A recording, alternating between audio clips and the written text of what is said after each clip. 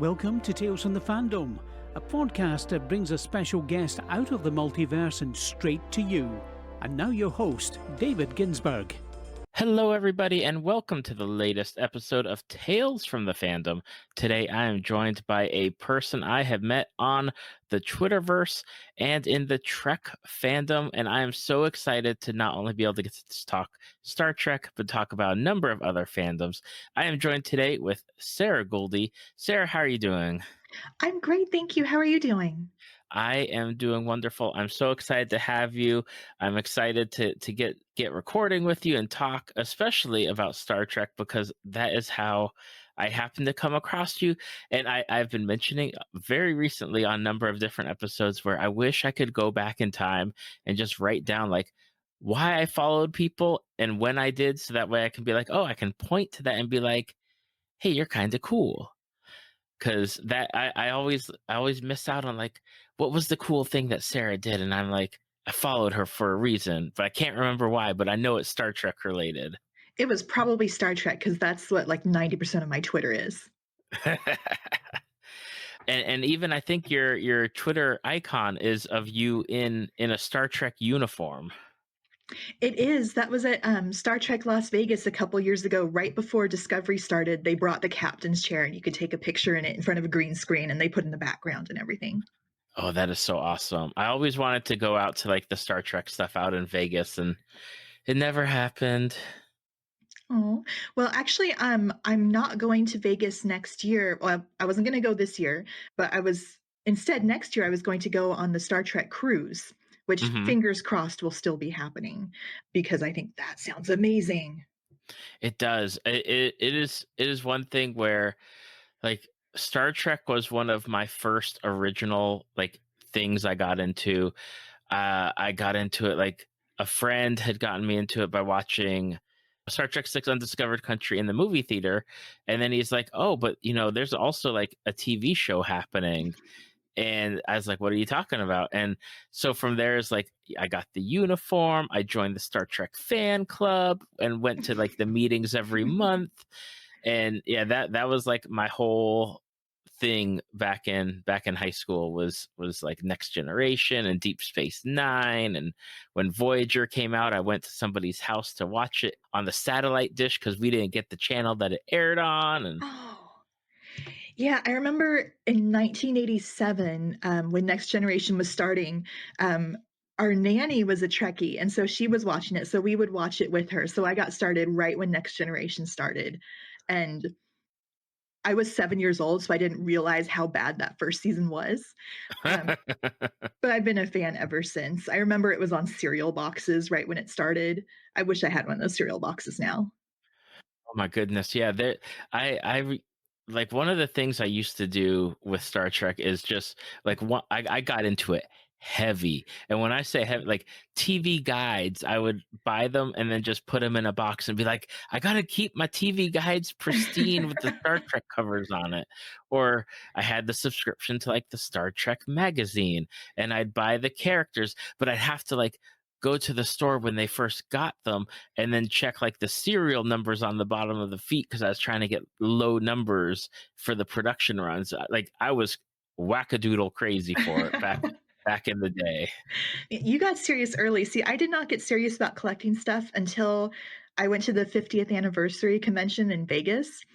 And I had heard about it a couple years earlier.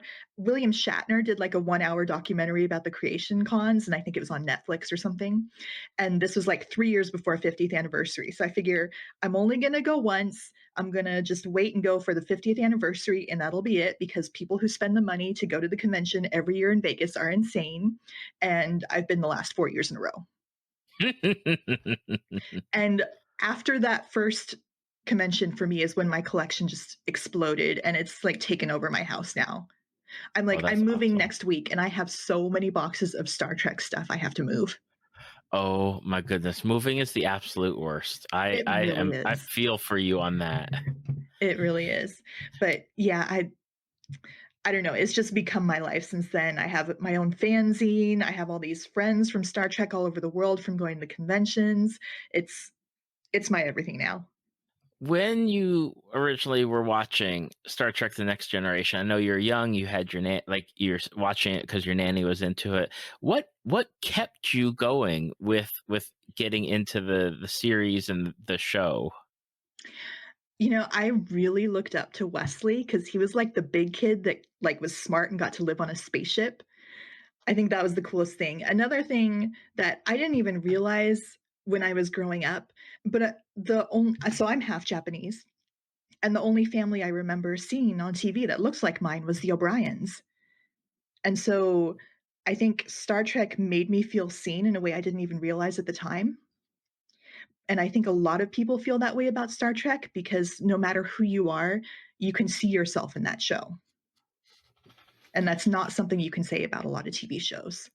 That is something that I think Star Trek does not get recognized for a lot is the representation that it has, even going back to like the original series where they made sure that they included like a character like Chekhov or with Uhura and Sulu. Like you had this broad representation even from the start, and then it just continued through Next Generation and Deep Space Nine and Voyager, and it just like it's there, but they don't make it's normal. It's not like they make a big deal about it. It's just it is what it is. And I think that really like Star Trek, I want to say like set like the path for shows to do that and not have to be, like, oh well, here's the token character or here's, to fill out the cast and whatnot. Yeah, I mean, I moderate panels about Star Trek. And there's one I've done a couple times now that's about the diversity of Star Trek and how it's evolved from 1966 to today. And there were a lot of things that were breakthrough for 1966, but there were a lot of things they couldn't do then. And if you go back and read like what Gene Roddenberry really wanted in 1966, he wanted a crew that was half women. He wanted more people of color. He wanted to go a lot further than they could do on TV at that time. And then you fast forward to Discovery, and they have a crew that's half women. The lead is a woman. Their crew is at least half people of color. They have LGBTQ people. They have people with disabilities, both physical and mental. It's amazing not only where they jumped off from, but how far they've gone. It is. And I have like my one nitpick that I have with Star Trek Discovery, but it's not with Star Trek. It's with CBS. Is that, in my personal opinion, Star Trek should be on regular like cable to be able to access instead of behind like the CBS paywall. That is the one thing that I have a nitpick on, is like just put it on a normal channel, normal time, so everyone can watch it. And I totally understand that nitpick. Nevertheless, I am paying the $10 a month for no commercials. I don't have a choice. So I have to ask, because I always love like when we get into fandoms, it's always, especially fandoms that span like numbers of different series. Do you have a favorite? Like which one is your go-to? It's Deep Space Nine. Yeah. Yeah, with their long story arcs and how their characters evolved over the seasons. And they were really one of the first shows to do that. So it was something you weren't getting anywhere else at that time. So many people of color, so many different kinds of people. Like my favorite character is Jadzia Dax, because she just completely ignored gender roles and did whatever she wanted to do. But there were also so many other representations of women, because a lot of times if you're in a minority or in a marginalized group, that marginalized group only gets one identity. But you had more than one Black person. You had women with very different personalities from each other versus 1966, where you had one woman on the bridge. So I just really loved how they really expanded the diversity. If you couldn't tell by my like crazy, yeah comment, I love Deep Space Nine. Deep Space Nine is my favorite of the Trek series. I love Jadzia Dax. I love her character. My favorite character, though, that started in Next Generation that came to Deep Space Nine is Miles O'Brien. I feel like his evolution from where he started on Next Generation through his entire arc on Deep Space Nine, I loved it, and I loved that Keiko was still there and their family. Like it wasn't shown a lot, but it was still like a part of the show.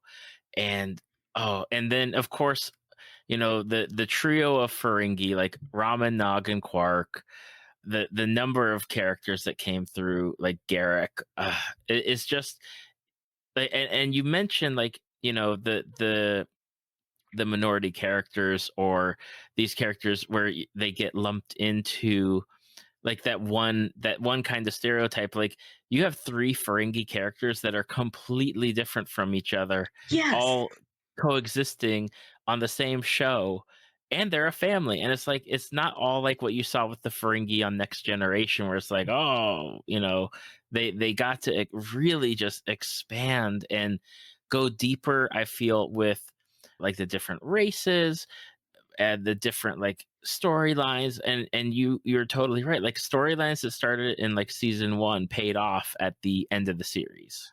Yeah, and I loved what they did in that series where they kind of explored what is evil. And you'd have these characters like Gulde and Kai Wynn who were bad, bad people, but they truly didn't believe they were. Oh my gosh, I hated Kai Wynn so much. Louise Fletcher is amazing. So much. I know that you had mentioned Jadzia Dax is your favorite character, and especially with like the breaking of like the gender roles, because I really loved with her character that she had the previous history with Cisco to begin with her prior life or prior host.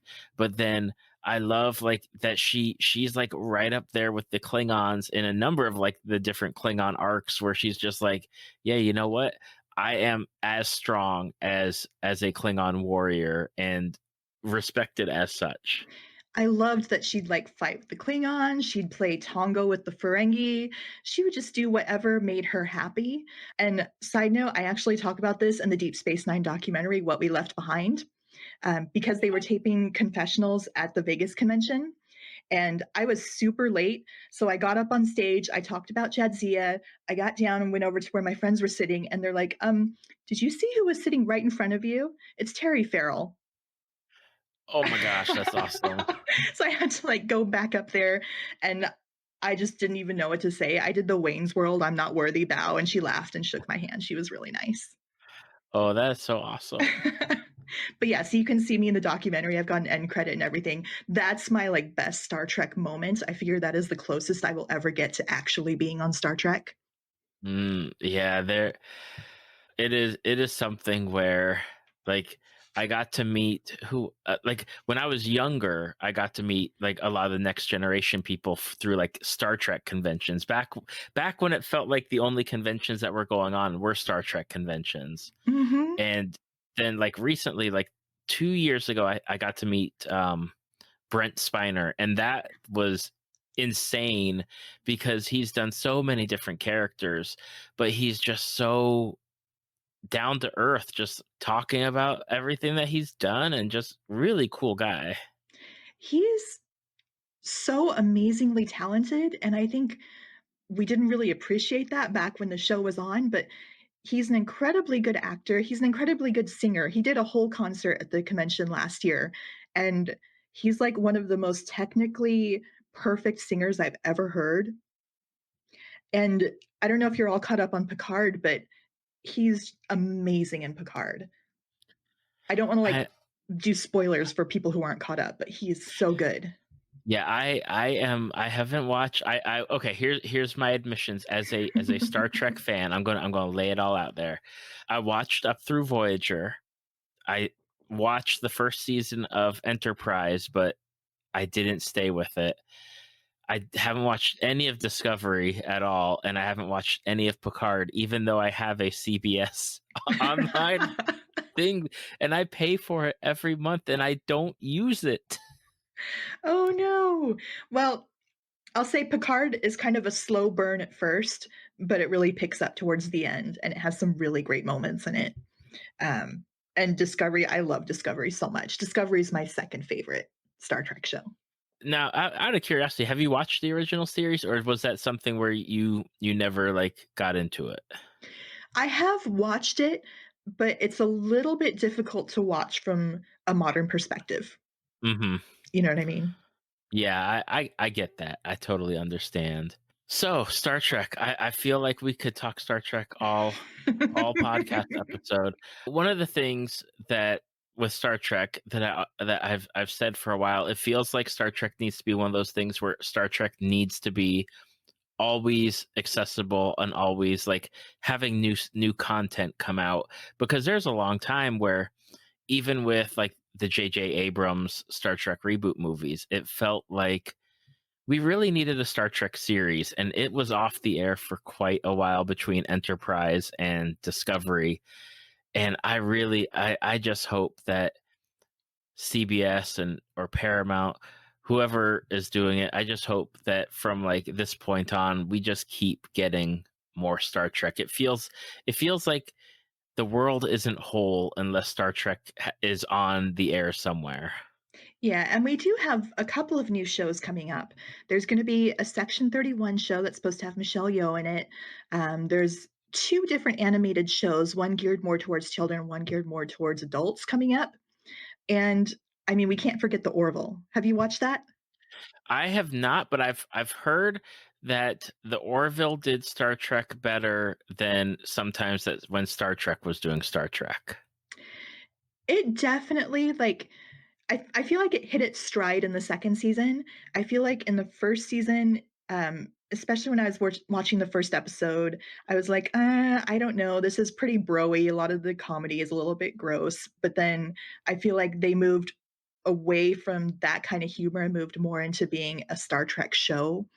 And especially in the second season, there were just a lot of moments when I was just tearing up with tears of joy because it was really well done, these moments where they were passionate about things and you could feel their joy in these things. That's really awesome. I'll have to check out that show because I've heard good things about it. It's just something always is coming up with TV shows, and then I have to watch them. And then by the time I finish watching, it's like, oh, here's this new shiny thing that I need to watch. Yeah, and Orville, if you don't catch it on air, it's only on Hulu. I think it's only DVD or only Blu-ray. I can't remember which one. So it's a little bit difficult to get your hands on. Ooh, I'll have to check Hulu for it then, Yeah, but and see. you can definitely feel how much Seth MacFarlane loves Star Trek. I love people that love Star Trek. I'm just gonna say that now. So on top of Star Trek, which if I ever do like a whole Trek episode, I'll just have to call you back up and be like, "Hey, come back on." Please do. I am always happy to talk about Star Trek.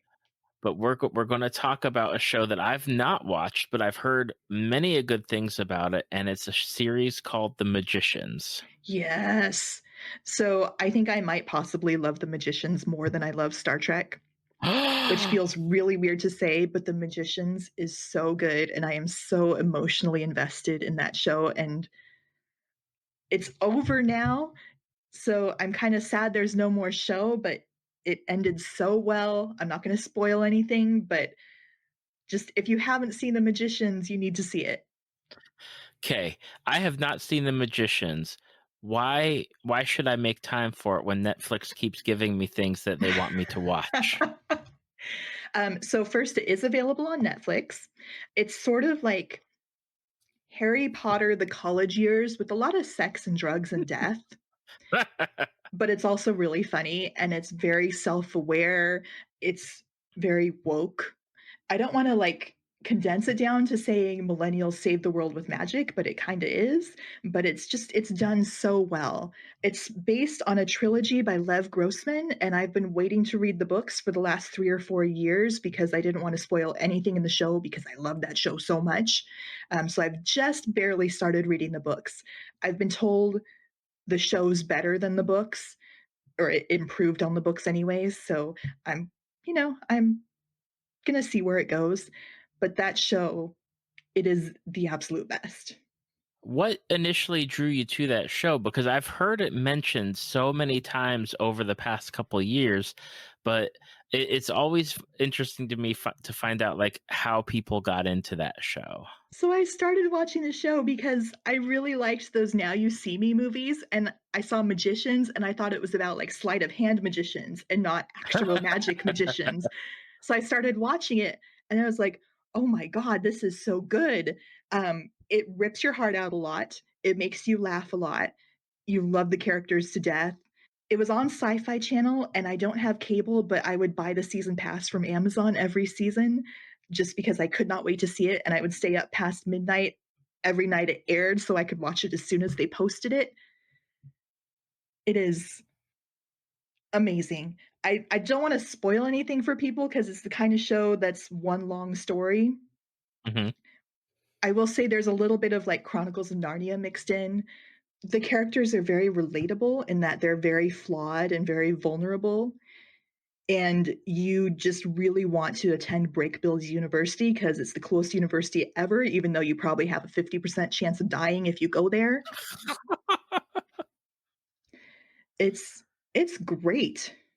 Do you have, because I know, I believe it's like an ensemble cast of characters in the show. Do you have a favorite? Do you have someone like, if I start watching the show, like who should I be looking out for? I'd say Elliot, he is his character is bisexual. He escaped a very conservative family to go to Brakebills, and he's kind of reinvented himself at this school. So he tries to present this very polished and urbane image, but he has a lot of he's a lot broken on the inside. And at times he deals with it with a lot of self-medication. He's also an amazing singer, the actor is, and they have at least one musical episode a season. And a lot of those characters are really good singers.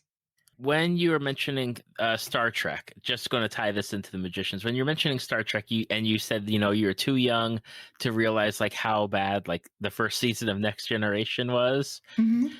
With the magicians, is there like a season where you're like, it wasn't that great, let's move on? And like there's always those shows where it's like, okay, you just got to get through like the first couple episodes, and then you're into the sweet spot where you're going to just have really great episodes.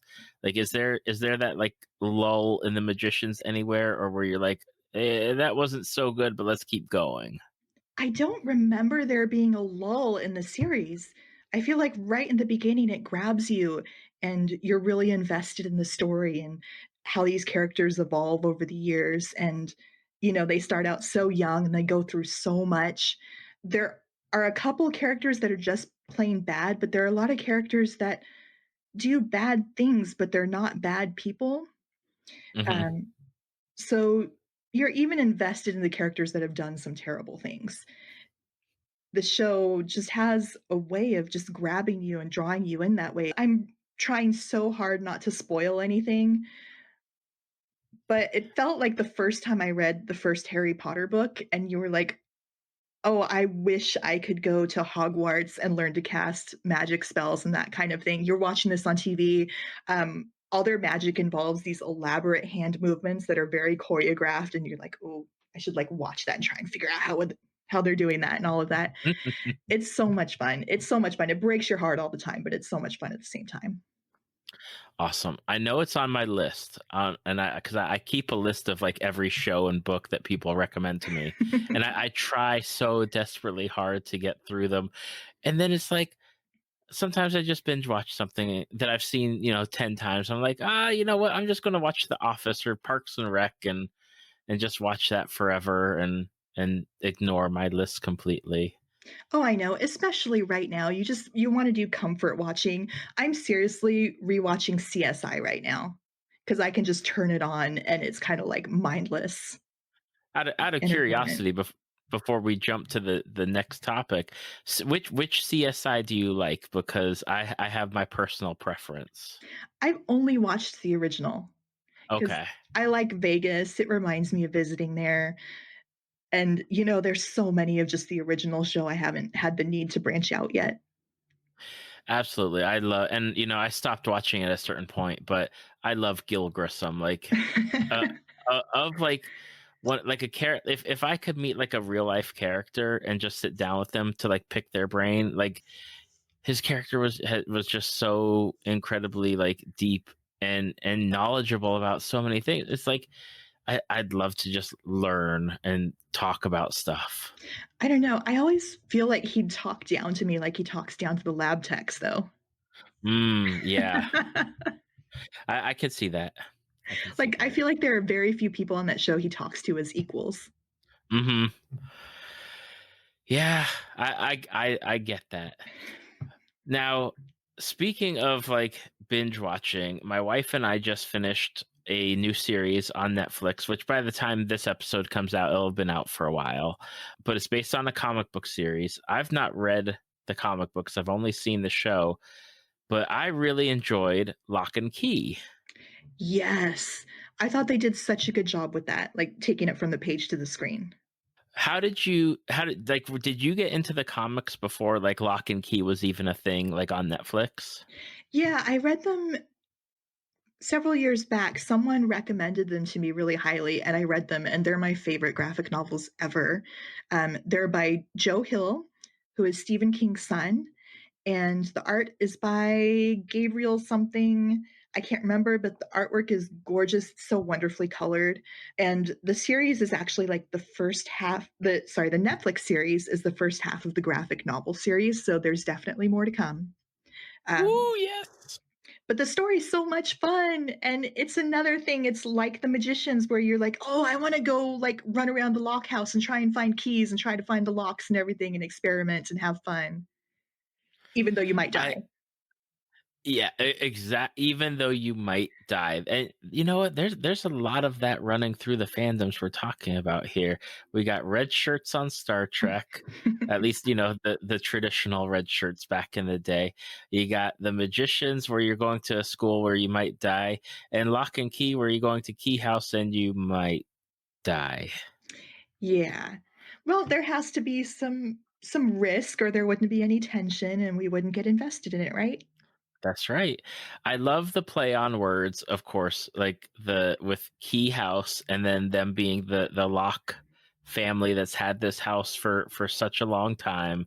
I loved what they did with the show, knowing nothing about the series, which you're giving me hope that there's like a whole, at least another whole season, maybe two seasons, with whatever they're going to do planning wise. But I really loved the three kids. I really love like they're completely different. I love their personalities. I love the actors who they got to play them. And then on top of that, you just have like this really great cast of like supporting like friends and mentors and family. And it was really enjoyable to watch. Like there were times, because I work at night sometimes, and Mhm. there were times where I was like, you know what, instead of me working, like let's watch another episode just to see what happens. Yeah, and I love how all the characters or almost all the characters are broken in some way, and I think that's how a lot of shows are now, and I think that's what we relate to now. So I'm thinking like Umbrella Academy, all the characters are kind of broken. Hmm. Um, Picard is basically broken, and I think it's so different from, say, Next Generation in the 80s, where everything was very happy and hopeful.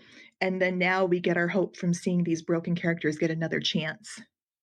Absolutely, and it's something where I think they have gone in that direction, because it's really like the generation now. And I speak as a 40-year-old, so I like born in the late 70s Same and have here. gone through all of this stuff. It's like we who are now like creating stuff understand that not everything is like rose colored glasses and everything's going to be all right. Like again, tying it back, like Deep Space Nine, I felt like got it really right. Like, oh yeah, we might be United Federation of Planets, but it's not all peace and happiness and let's go drink the Romulan ale and have a great time. Like there's real conflicts, and there's real characters, like with Lock and Key. Like these kids have seen things already before they even get to the house, and they're dealing with that trauma on top of, well, now there's keys talking to them,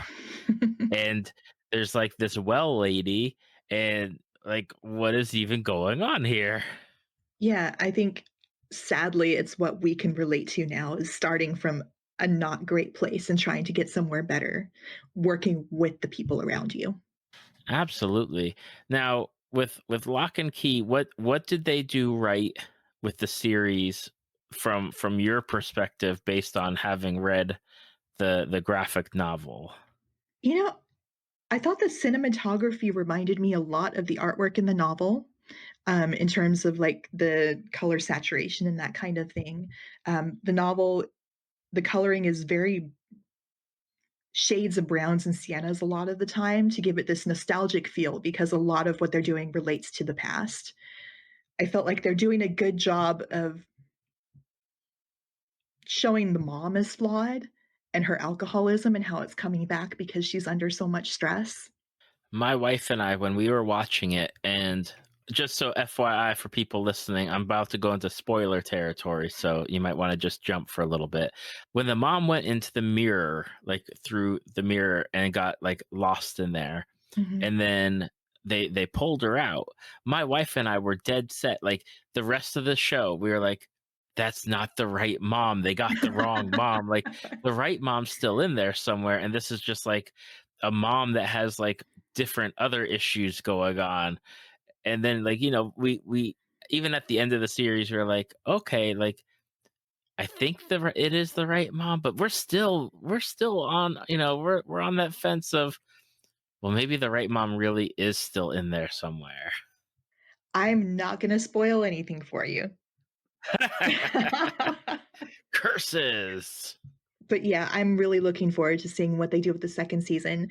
I'm actually thinking it'll probably only be 2 seasons unless they expand past where the story ended. I think stretching what they have now into 3 seasons would be a mistake, Okay. but it's the kind of setup where you could have an entirely new story in that universe. Absolutely. I know, having been in the realm of like comic books or book series, and then they become shows and movies, I know that it's like, well, that's not how they did it in the book, but then, they do something, it's like, oh, well, they made a good choice, I liked it. It's definitely like that fine walk between like the people that love the stuff originally, and then the TV shows or movies that come out, and you're like, got to balance it, because then you get like some bad reactions from people if you're like, I'm going to cut out this whole section of book that's really important, but we're not going to show it on TV. Right? And then one thing they did change that I really appreciated was, the key that lets you change your appearance. That originally went to a door in the house that would let you swap your gender, and I remember starting to watch the show and remembering that and thinking, "Oh, that would be so gross. Please don't do that. Like, don't make a basically a trans person the villain." And they changed it instead to just make it, "Oh, you can change your appearance to whatever you want." And I thought that was a very good solution to something that back in the day we wouldn't have realized was not a great choice. That is something where, like, I of course I wouldn't have known that. I like what they did change with it, and then even with how they did it, like, one of my thoughts is with Dodge slash Lucas, is like, the Echo is Lucas, but they prefer to like take the Dodge, woman form. And I like that, because I like, that they go back and forth between the genders, and I really liked how they pulled it off. And I don't know, like, that character, I know that there's something going on there, and I want to know more. And that, such a like sneaky crafty character, because again, that what happened at the end, like, my wife and I were both like, what? Like, we couldn't believe it. We were totally shocked about what happened. Yeah, and I think they picked a good place to, like, split it apart and stop right there, you know? There there are probably different places they could have done that, but I think they picked a really good place to stop for now. Yes, it leaves us like now there's more, and now we're gonna like how are they even going like how are they gonna do it because what they thought they had they don't really have and they don't have enough people. I do want to say I one of my like I love the kids and I love like their whole group and everything, but I really loved oh gosh I'm going to forget his name, the caretaker, the one with the soldiers, and I'm blanking on his name. Oh, I know who you're talking about. Yeah, I don't Yes, remember his name either.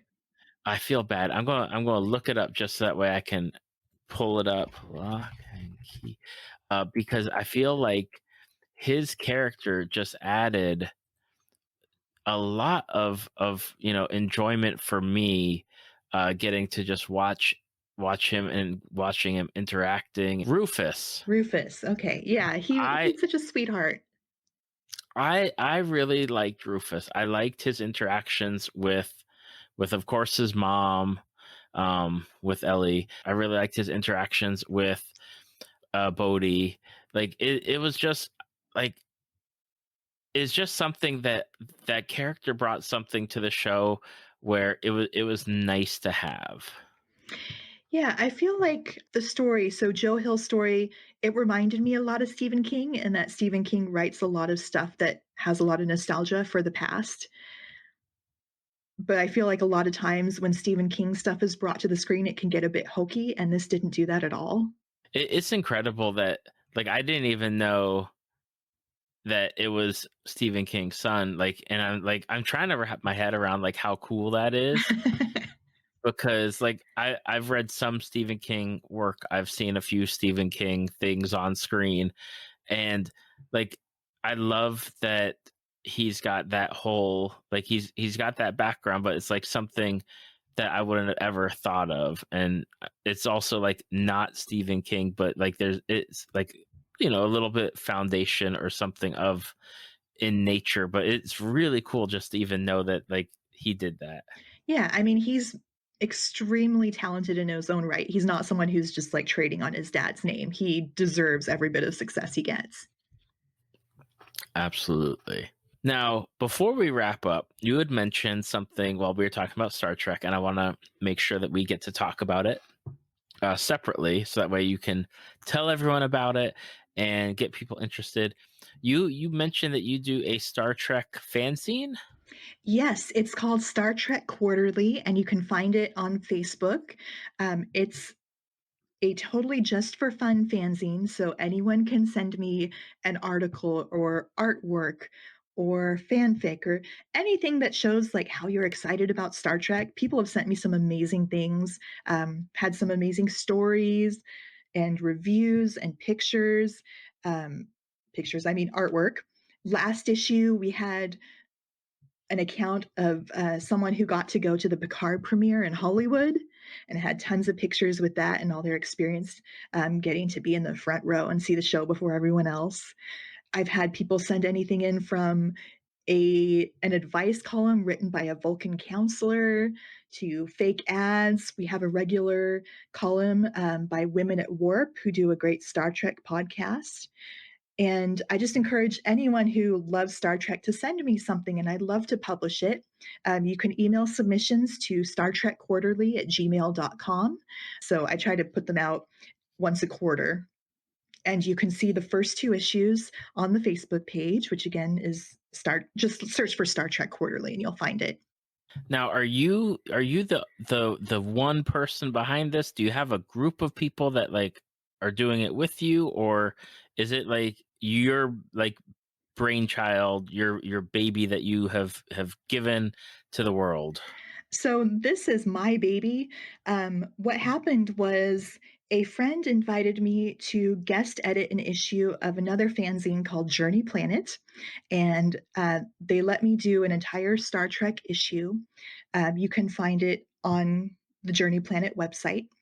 I asked friends to write about what Star Trek meant to them and how they related to it and how their lives related to it. So I had a friend write about how he got the courage to come out of the closet after going to the Star Trek convention and feeling safe and secure there.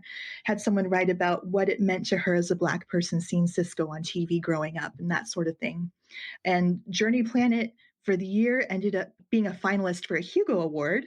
So because of that, I am officially a Hugo Award finalist. I got to go to the ceremony in Dublin, Ireland, and I got to go to George R.R. Martin's after party, which is called the Hugo Losers Party. We Oh didn't my win. goodness. Yeah, we didn't win. So I am forever a Hugo loser. So technically, that party was partially in my honor. And it was an awesome party. He rented out a whole floor of the Guinness Storehouse in Dublin. Food, open bar, live music. It was the most amazing party I've ever been to in my life. That is such an incredible story. Yeah, and then I had so much fun. Okay, I won't say fun. Editing is a lot of work, but I found the editing part to be so fulfilling that I'm just like, I want to keep on doing this. So I decided to start my own fanzine. So I started Star Trek Quarterly, and I do all the editing myself. And I'm not a professional editor, and I do all the layouts myself, and I'm not a professional designer. So it's a little bit homemade, but it's something I love to do and it makes me happy. And that's the most important thing right there, is that it makes you happy. Yes, and I've met some amazing people who I didn't even know, but I would just go out into different Facebook Star Trek groups and be like, "Hey, this is my fanzine. Send me something." And people will send me stuff, and we become friends that way because we all love Star Trek. Absolutely. That's so cool.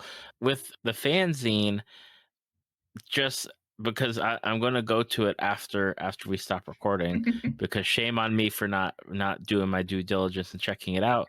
Like, how, because I know how Facebook works. Like, how do you publish it? Like, do you put it in like a gallery, like for each quarter? Like, what is the process for that? So I make it into a photo album. So you'll find an Okay. album for each issue. And so right now there is fall 2019 and winter 2020. And in a couple weeks, you'll see spring 2020. Awesome. Okay.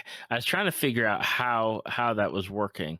That is really cool. I love the idea behind it, because I don't think I've ever seen like a Facebook fanzine, but again, I try not to. I mean, I spend a lot of time on social media, but apparently not in the good places. I spend a lot of time apparently in the bad places, and I hide away from the internet sometimes. Well, hey, you mentioned you wanted to go to a Star Trek convention someday. If you're going to go, my advice is to like join some of the Facebook groups that are related to the Star Trek convention, because everybody there is so nice and welcoming. I went to my first convention in Vegas totally by myself, but I arrived already having friends there because of the Facebook groups, and we've stayed friends over the years. I was in the UK last summer and I visited with Star Trek friends in a couple of different cities. It's a wonderful family to be a part of. That is really cool. I feel like I need to get back to my Star Trek roots, that I've been gone far too long from it, because it is that culture of people around the globe where it like there is just a lot of positivity coming out of the fandom. I mean, you do get the normal trash people too, unfortunately, but for the most part, like when I've met Star Trek people, like they are good, genuine people. Yeah, there is a lot of toxic fandom on the internet, and you do see a lot of that with Star Trek on the internet, but there are a couple groups that are really positive, and when you go to a convention, you meet people in person, it's really positive. Okay, so if people want to check out your fanzine, it's Star Trek Quarterly on Facebook, and I'll make sure to have the link to that in our show notes and on the website page and on my Facebook page. Uh, if people are interested in finding you out there in the world, is there a place that you would say like, hey, go check me out? I don't post to it terribly often, but I'm on Twitter at Sarah Miyoko, SarahMiyoko. I tend to mostly post there when an issue of Star Trek Quarterly comes out, or if I'm going to be on a panel at a convention. I moderate a lot of panels in the Pacific Northwest, so you'll probably be able to catch me at one of those. Awesome. For people that are listening, definitely go check out Star Trek Quarterly on Facebook, or otherwise give a like on Twitter, so that way you can stay informed when it's about to come out. Sarah, I want to say thank you so much for taking the time out of your schedule to come and talk to me on this podcast here, and I will definitely keep you in mind. If I get to do another Star Trek episode, I'll be like, hey, come help out. Thank you so much. And I forgot to mention, Star Trek Quarterly does also have a Twitter account, so you can stay informed there for when new issues are coming out. But I had a great time on the show. I'm happy to talk about Star Trek anytime, so please do give me a call. What's the Twitter for Star Trek Quarterly? I believe it's at Star Trek QTRLY. Yes, there it is. I found it. I'm liking it Awesome. right now. So I'll make sure to have that in the show notes as well for everyone. And again, thank you, Sarah, so much for this wonderful recording. Thank you for having me. Have a great evening. Thank you for listening to Tales from the Fandom. Subscribe to us on iTunes or your podcast app of choice. Follow us on Facebook at www.facebook.com/Tales from the Fandom to see photos, links, leave feedback, and check out upcoming guests. If you'd like to be a guest, email David at talesfromthefandom@gmail.com.